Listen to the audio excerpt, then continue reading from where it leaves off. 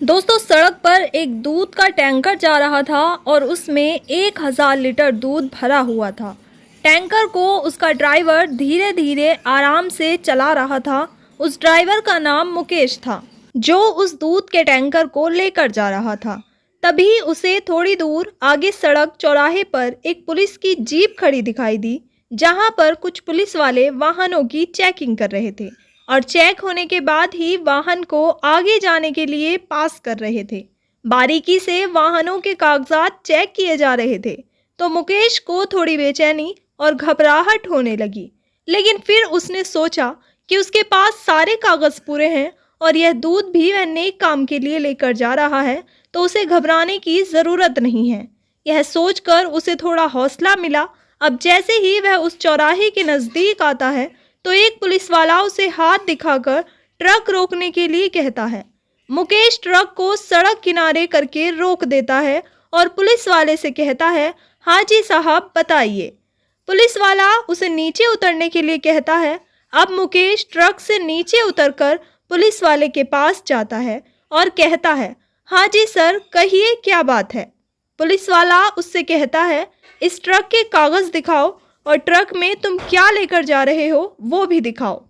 क्योंकि मुकेश के दिल में कोई चोरी नहीं थी, तो मुकेश कहता है, साहब, मेरे ट्रक के कागज़ पूरे हैं और मैं इस ट्रक में 1000 लीटर दूध लेकर जा रहा हूँ।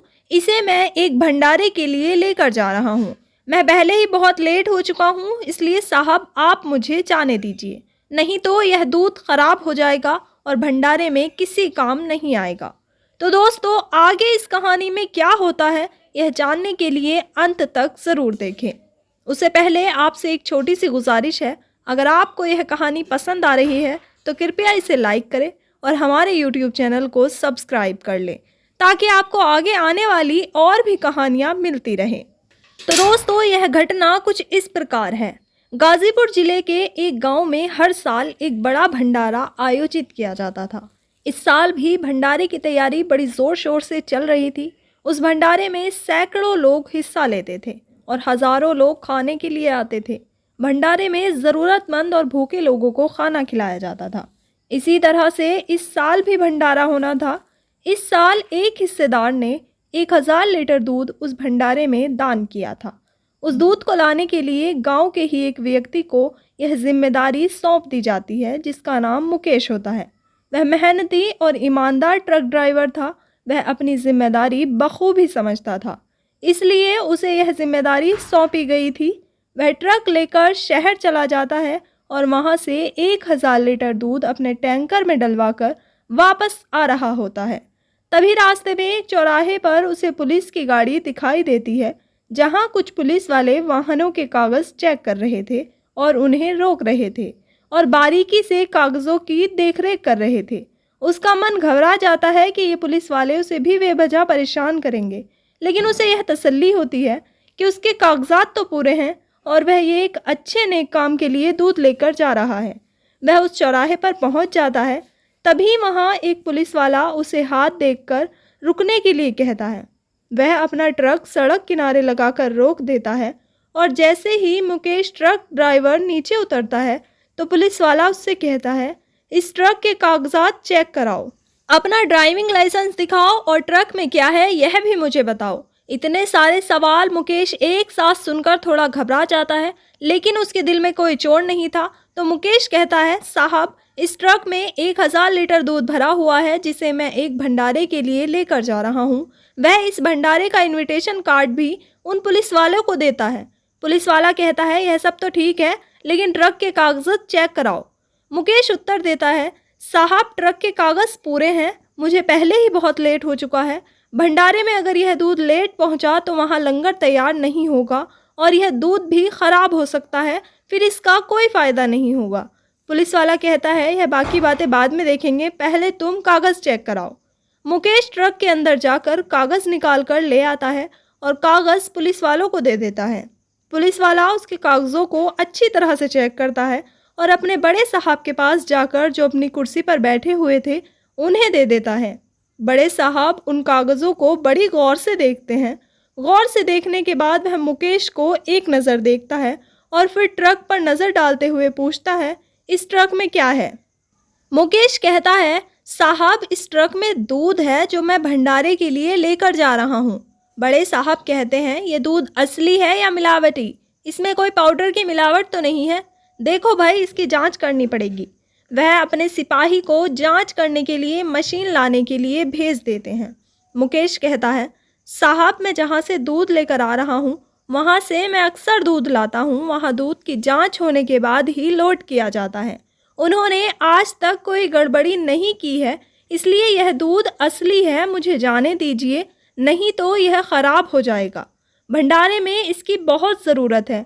मेरा विश्वास कीजिए और टाइम ख़राब ना करते हुए मुझे यहाँ से जाने दीजिए। पुलिस वाला कहता है, ऐसे कैसे जाने दे? पहले इसकी जांच करेंगे, यह असली है या नकली। थोड़ी देर बाद एक पुलिस वाला वहाँ मशीन लेकर आ जाता है और अब वह टैंकर से दूध निकालकर उसकी जांच करते हैं। लेकिन वह जानबूझकर कह देते हैं कि इस दूध में तो मिलावट है, इसलिए तुम इसे नहीं ले जा सकते, आपको फ़ाइन भरना पड़ेगा। यह सुनकर ट्रक ड्राइवर मुकेश घबरा जाता है और मुकेश कहता है, साहब ऐसा मत करो, मैं नेक काम के लिए यह दूध लेकर जा रहा हूँ। आप अगर ऐसे इल्ज़ाम लगाकर रोकेंगे तो मैं लेट हो जाऊँगा और वहाँ लंगर कैसे बनेगा।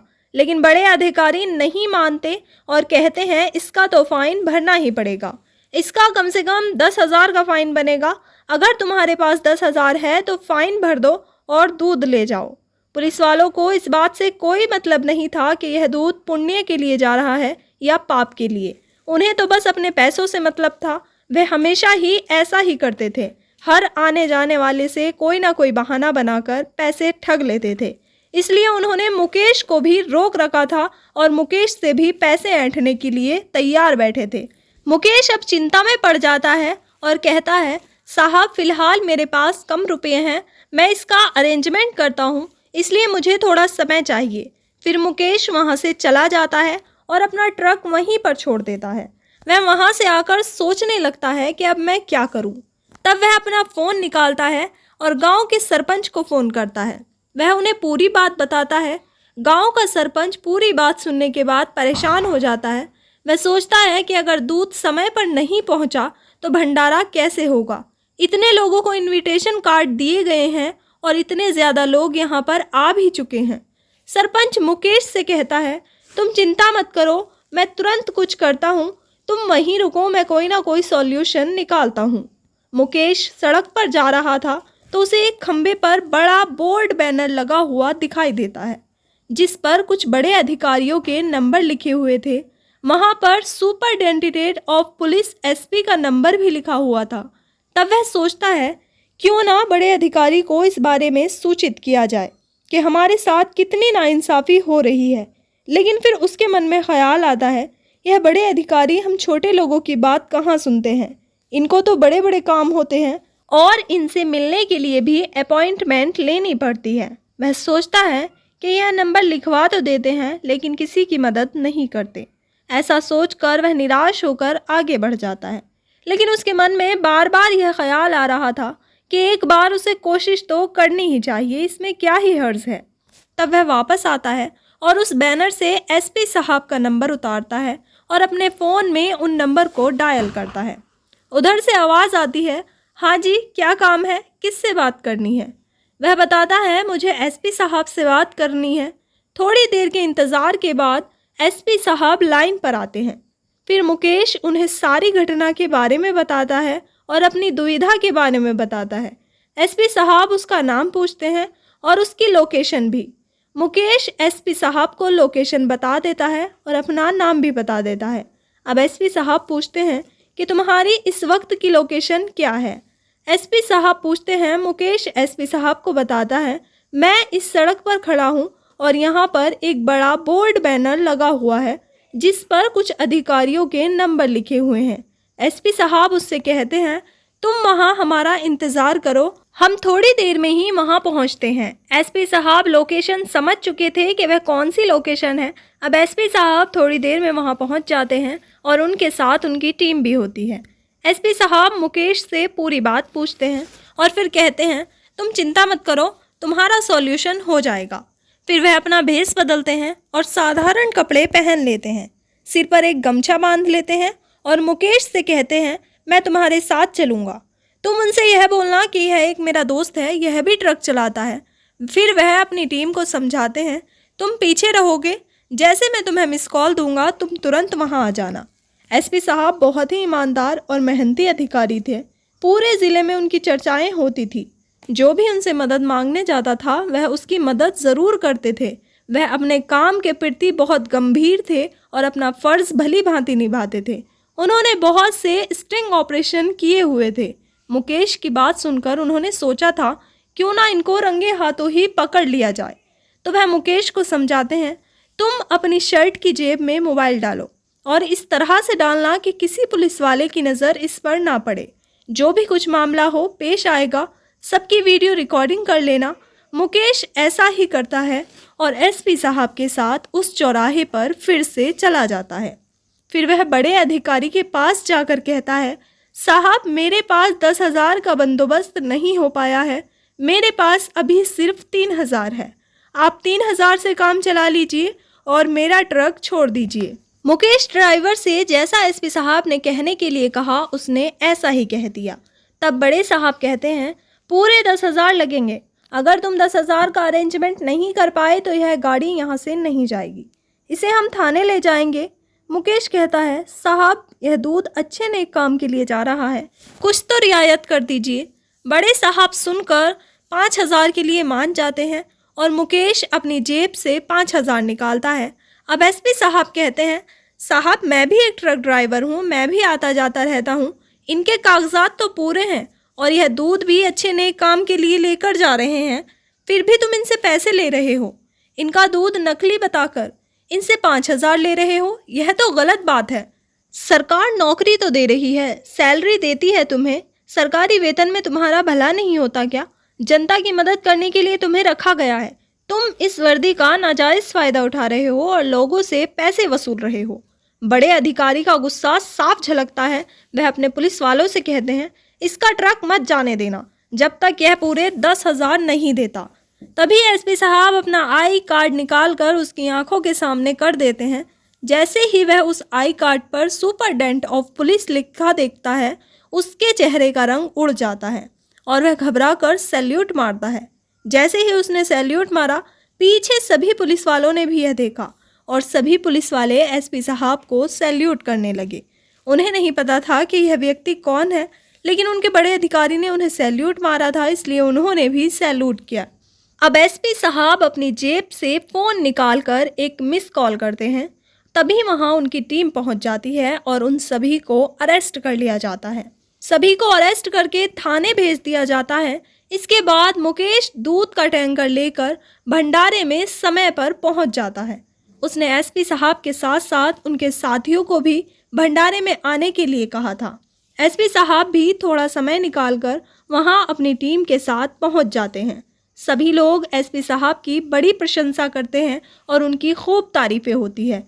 इसके बाद उन रिश्वतखोर पुलिस वालों के खिलाफ कोर्ट में केस दर्ज किया जाता है। उनकी पेशी होती है, जहां उनकी वीडियो रिकॉर्डिंग सबूत के तौर पर पेश की जाती है। जज साहब को सभी बातों का पता चल जाता है और उन्हें सज़ा दे दी जाती है। सभी को जेल भेजने के बाद उनकी प्रॉपर्टी की भी जांच की जाती है कि इन्होंने अब तक रिश्वत के पैसों से कितनी प्रॉपर्टी बनाई है। जांच में यह सामने आता है कि उन्होंने अवैध तरीके से कई संपत्तियां अर्जित की थी और कई लोगों को परेशान करके पैसे ऐंठे थे। कोर्ट के आदेश पर सभी संपत्तियों को सील कर दिया जाता है और उन पर कानूनी कार्रवाई शुरू कर दी जाती है। तो दोस्तों, एक ईमानदार और साहसी एसपी साहब ने अपनी जनता की ऐसे सेवा की कि इस घटना के बाद उनकी चर्चा चारों ओर होने लगी। लोगों के बीच उनकी तारीफें होने लगी। लोग कहते थे, एसपी हो तो इनके जैसा होना चाहिए। तो जनता की समस्याएं हर समय सुनता है और उनका समाधान भी करता है। जितने दिन वह एसपी साहब उस ज़िले में रहे, वह ऐसे ही स्टिंग ऑपरेशन करते रहे और लोगों को राहत देते रहे। उनकी ईमानदारी और साहस ने कई लोगों की ज़िंदगी में बदलाव लाया। इस कहानी को सुनाने का मकसद किसी को दुखी या परेशान करना बिल्कुल भी नहीं है। वास्तव में यह दिखाने का प्रयास है कि सभी पुलिस वाले रिश्वतखोर और भ्रष्ट नहीं होते। आज के ज़माने में भी बहुत से पुलिस वाले ईमानदार हैं जो अपनी ईमानदारी से अपना काम करते हैं। इसी कारण हमारा देश इतनी तेज़ी से तरक्की कर रहा है। तो दोस्तों, आपको यह कहानी कैसी लगी, कमेंट बॉक्स में अपने विचार अवश्य बताएं। अगर कहानी आपको ज़रा भी पसंद आई हो तो कृपया हमारे चैनल को सब्सक्राइब कर लें और इसी तरह की और कहानियों के लिए जुड़े रहें हमारे साथ। आपका समर्थन ही हमारी प्रेरणा है।